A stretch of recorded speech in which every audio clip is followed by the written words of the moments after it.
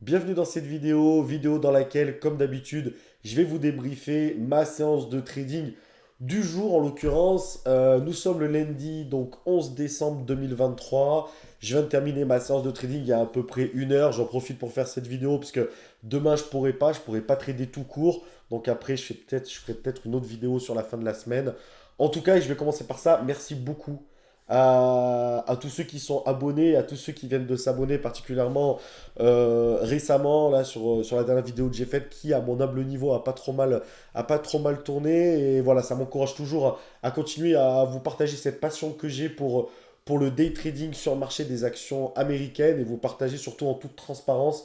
Pas vous vendre du rêve, j'ai rien à vendre tout court en fait. Donc voilà, c'est vraiment, je suis là pour vous expliquer un petit peu mon style de trading et donc vous décrypter ce que je vais faire tout de suite, mon processus de décision sur chacun de mes trades et donc sur chacune de mes prises de position. Allez, c'est parti, je vais arrêter de parler. Je vais vous analyser comme d'habitude, je vais commencer par ça parce que c'est la boussole pour un des traders sur Action US. C'est la boussole, c'est le fameux marché américain qui est représenté par l'indice phare, le S&P 500, qui, comme son nom l'indique, regroupe les 500 plus grosses entreprises américaines. Donc c'est la boussole, comme j'ai dit, pour un des traders, avec aussi le Nasdaq. Beaucoup moins de Dow Jones, franchement, je ne le regarde même pas. Mais avec le Nasdaq 100, donc qui regroupe les 100 plus grosses entreprises dites technologiques, et on a du lourd dedans parce qu'on a Apple, Nvidia, Meta, enfin je pourrais en citer plein d'autres que des cotes, que des actions connues, que des entreprises connues. Donc voilà, mais le S&P 500, ça reste quand même la boussole phare parce que c'est plus représentatif de par le nombre d'entreprises qui le constituent. Donc toujours un marché, je vais prendre un peu de recul si vous voulez, hop hop hop, voilà, sur l'année complète. Voilà, janvier étant ici, hop, donc on a démarré ici, vous voyez, un marché qui est toujours en progression, on est sur le haut du range, un marché qui a quasiment plus 20% depuis le début de l'année, on est sur le haut du range ici, on a même cassé les plus hauts de 2023 qu'on avait atteint courant juillet. Et voilà, mais c'est jamais évident. C'est de trader sur les sommets comme ça parce que on sait jamais trop si le marché va continuer sa belle tendance haussière et aller vers de nouveaux sommets ou si il va corriger un petit peu et on le voit ici, hein. On a véritablement pas mal de bougies, là on en a 4 5 6 d'affilée où on est dans un petit range, là on a cassé un peu ce range par le haut, hein. Là je suis sur l'ETF entre les 460 et les 454, mais c'est timide, c'est une cassure timide aujourd'hui, donc c'était pas évident à trader. Là je vous le mets en minutes, hop, est-ce que vous y voyez quelque chose? Parce qu'il y a beaucoup de... Ouais, le marché qui a ouvert ici, et vous voyez un marché qui a pété, comme je dis, les plus hauts annuels, mais qui est vite rentré dans le rang. Donc sur ce type de configuration-là, je vais agrandir un peu. C'est pas un marché qui est évident à trader pour moi. Et donc deux trades aujourd'hui, deux trades que j'ai pris sur Microsoft et sur Tesla. Pas beaucoup de trades, d'ailleurs tant mieux, parce que j'ai envie de dire, plus on fait de trades, on risque de tomber un peu dans l'overtrading. Mais surtout, voilà, des trades sur un marché qui n'était pas facile, donc où j'ai été énormément patient. Allez, on passe tout de suite à la vidéo, à ce que j'ai fait aujourd'hui, et je vais avancer parce que je crois que pendant quasiment une heure, j'ai fait qu'observer le marché. Et vous allez vite comprendre pourquoi. Bah voilà, de toute façon, quand on voit, je vais vous montrer juste là. Quand on voit ici, tout est dit. On voit là, donc Microsoft. Ben voilà, du range quasiment. Pas de mouvement, pas de... Voilà, on est resté très sage. Donc très très dur de se positionner. Autant balancer une pièce, ça revient au même. Et donc je vais me positionner, d'ailleurs mon premier trade sur Microsoft. En fait, je vais attendre une prise de décision du marché. Et vous l'avez vu, je peux peut-être presque vous le remontrer ici. Je l'ai encore ou pas? Ah non, je l'ai éteint, bon, c'est pas grave. Il y a eu à un moment donné une cassure du plus haut annuel du marché qui est parti à la hausse. Je me suis dit, ça y est, enfin, il prend une décision. On va avoir un marché haussier. Et donc, je prends un trade sur Microsoft que je vais vous montrer tout de suite. Hop, ah ouais, j'ai vraiment pas tradé pendant 1h20 quasiment. Pendant quasiment 1h30. Ouais, et ne pas trader, ça fait partie du trading. C'est-à-dire que observer le marché, pas prendre de position de manière trop anticipée, justement, c'est le boulot aussi d'un trader. Il faut être calme, patient. Ce que j'ai moins su faire la semaine dernière justement, surtout quand on est sur des valeurs qui sont regardées par tout le monde, comme Microsoft, Tesla, Google, Apple, etc. Il y a beaucoup de monde, des traders professionnels bien plus expérimentés que moi, il y a des institutionnels aussi, des fonds de pension, des banques, il y a du très lourd sur ces valeurs-là. Donc voilà, tout le monde est là pour faire de l'argent et il y a beaucoup d'appelés, pas beaucoup d'élus. Donc il faut être extrêmement prudent et concentré. Et donc j'essaie d'attendre un signe que j'ai eu haussier du marché. 12 premiers trades sur Tesla, sur Microsoft, pardon. On va y arriver. Hop. Allez, je vais vous mettre la prise de décision. Hop. On va être par là. Voilà, par là. Alors à ce moment-là, comme je vous l'ai dit, le marché est en tendance haussière claire, entre guillemets. J'ai Microsoft qui a cassé les 370 dollars. Alors c'est vrai que je prends ce trade, mais je suis plutôt prudent au départ parce que les 370 dollars, c'est un chiffre rond, en change de dizaine. C'est toujours, un, c'est toujours des niveaux autour desquels il faut être plutôt prudent. Et d'ailleurs, on le voit, il y a Microsoft qui travaille autour des 370 dollars.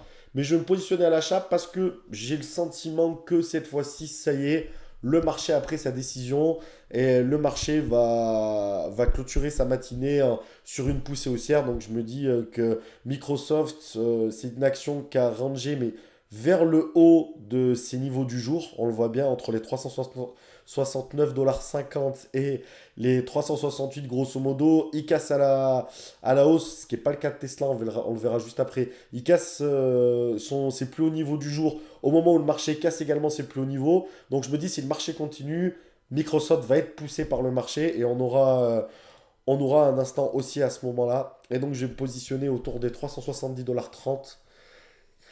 Si je me souviens bien, et je vais être prudent, je vais mettre au départ 100 titres.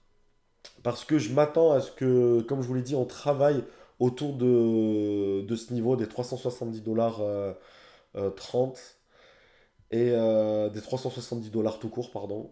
Et voilà. Là, je suis en x8, hein, je suis pas en temps réel parce que sinon la vidéo durait super longtemps. Donc j'ai accéléré en x8 par rapport à mon screen. Du coup, voilà. Donc j'ai un stop dans ma tête théorique en dessous des 369,50$. Et je commence seulement avec 200 titres, pas 100 titres, avec 200 titres. Parce que je me dis que si ça se rapproche des 369,50$, pourquoi pas remettre 200 titres. Là, je serai en full position par rapport à mon money management. Et là, je commence prudent parce que je suis sur le haut de la cassure. Et voilà, ça peut revenir vers les 369,50$. Donc au moins, si le mouvement part, je prends de l'argent.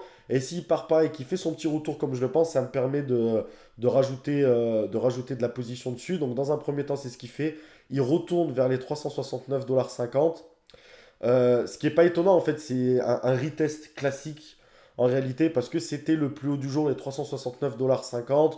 Donc, retest classique, pour l'instant, pour moi, il n'y a aucun signe qui montre que mon trade va pas partir dans le bon sens, va pas être haussier. Donc, je renforce, ce qui fait que j'ai 400 titres à un prix moyen exécuté de 370,08$.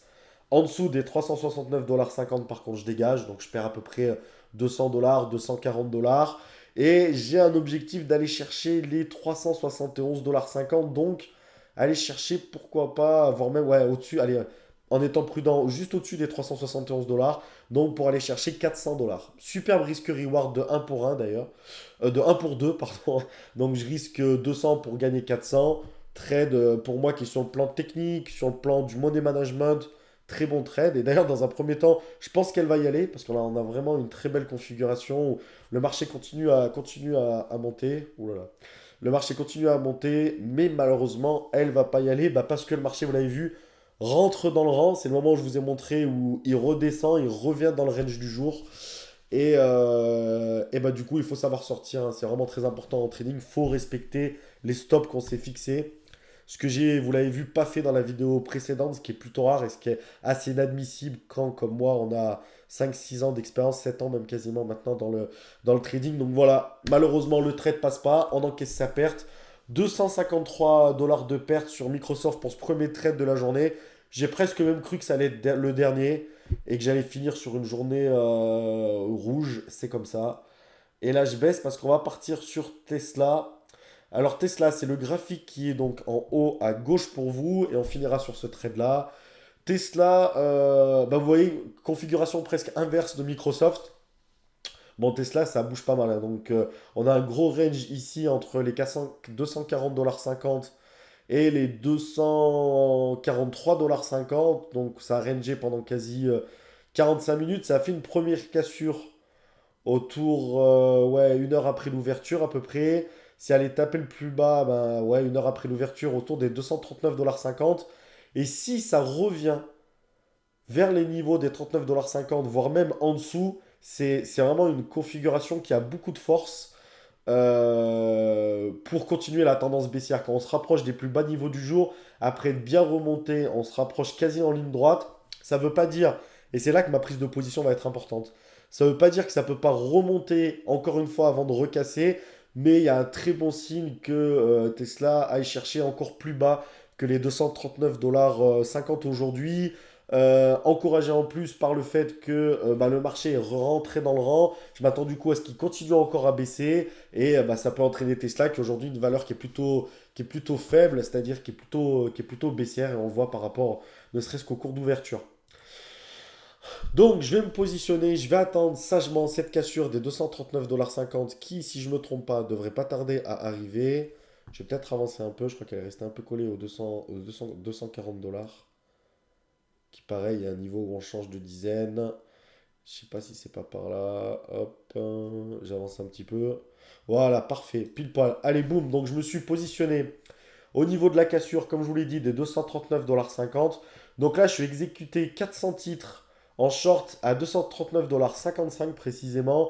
L'objectif, c'est d'aller chercher, vu en plus l'amplitude qu'a Tesla sur la journée, d'aller chercher au moins 1 $, donc d'aller chercher à peu près 400 $ de gain. Donc j'ai un risque, là je fais un risque reward du 1 pour 1, parce que je vois Tesla, et vous le voyez, c'est une action qui a énormément qui bouge énormément, qui a beaucoup de volatilité. Donc c'est dommage d'avoir un stop trop proche. Le stop presque idéal serait au-dessus des 240 $, peut-être même des 240,25 $. Moi j'ai un stop théorique dans ma tête ouais, au-dessus des 240,50 $, je dégage. Pour aller chercher par contre les 238,50 $ au moins. Peut-être même si ça descend bien les 238 $. Mais dans ma tête, je pars pour un risque reward de 1 pour 1. De toute façon, c'est le dernier trade de la journée. On se rapproche de la fin de la matinée aux US et je trade jamais après-midi la pause déjeuner. Moi, je trade que le matin, de toute façon, sur le marché des États-Unis. Donc voilà. Donc sur ce trade, il y a 400 $ de risque pour 400 $ de gain. On est encore une fois dans mon money management. Donc pas de problème par rapport à ça. Et voilà pourquoi je vous dis qu'il faut avoir des stops qui sont larges typiquement. Parce que regardez, après avoir cassé, elle remonte systématiquement. Genre, elle remonte systématiquement et voilà, j'ai moi mon stop qui est au-dessus des 240,50 $. Si ça y va, ben c'est le jeu, je prends mon stop, 400 $ de... Ça fera une mauvaise journée pour aujourd'hui, mais encore une fois, ça fait partie du... faut vraiment prendre les trades de manière indépendante. Est-ce que c'est un bon trade sur le plan technique? Oui. Est-ce que c'est un bon trade sur le plan money management? Oui, parce qu'on respecte... moi, j'ai un risque-reward assez agressif de 1 pour 1. Quand je peux avoir du 1 pour 2, c'est magnifique, mais sur du 1 pour 1, j'y vais, parce que je trouve que le marché américain a une dynamique qui est propice pour l'agressivité. Après, voilà, un risque-reward de 1 pour 1, ça demande d'avoir plus souvent raison que tort. Donc, c'est pour ça que quand je peux améliorer le risque-reward, on en parlera dans d'autres vidéos, il y a des techniques pour ça aussi. Donc, notamment renforcer sa position lorsque sa position part dans le bon sens. Ça en fait partie. Et voilà pourquoi il faut bien garder ses stops. Vous voyez, regardez, on est remonté ici. Je pense qu'on a dû faire sortir pas mal de gens qui avaient des stops trop proches, pas mal de traders. Et au final, on part dans le bon sens. Donc, toujours, c'est vraiment la leçon du jour, et ce que je voudrais vous transmettre dans cette vidéo, c'est si vous voulez faire du trading ou si vous faites du trading, c'est toujours respecter son plan et essayer de ne pas se laisser aller sur les émotions. Beaucoup peut-être là on va dire ouais bah, j'anticipe le stop, je pars, là la configuration elle pue la merde, je perdrai moins que si j'attends les 240,50 $. Oui on perd moins, mais en faisant ça on perd finalement beaucoup plus que ce qu'on gagne. Donc voilà, et donc finalement, l'action, je laisse finir se dérouler, il va tout doucement, elle se rapproche des 239,50 $. Donc là, pareil, je lâche pas. Mon objectif, moi, c'est vraiment les 238,50 $. On garde sur un risque-reward de 1 pour 1, voire même plus si affinité, ça y va. Et je me dis, ah, elle va taper les 238. Après, je veux pas prendre le risque de me faire sortir non plus sur une remontée. Donc je sors là sur une petite respiration pour un super trade sur Tesla de 473 $ de gains et une bonne première journée de semaine où je prends 220 $ sur cette journée. Donc bonne séance, de bons trades, parce qu'encore une fois, on peut avoir un trade perdant, mais qui soit bon techniquement. Et superbe trade sur Tesla qui nous a fait plaisir. Merci beaucoup d'avoir regardé cette vidéo. Je vous dis je pense dans la semaine, j'essaierai d'en faire une autre. Et voilà, merci encore à tous ceux qui s'abonnent, qui regardent, qui like, qui commentent. Merci à vous et à très bientôt.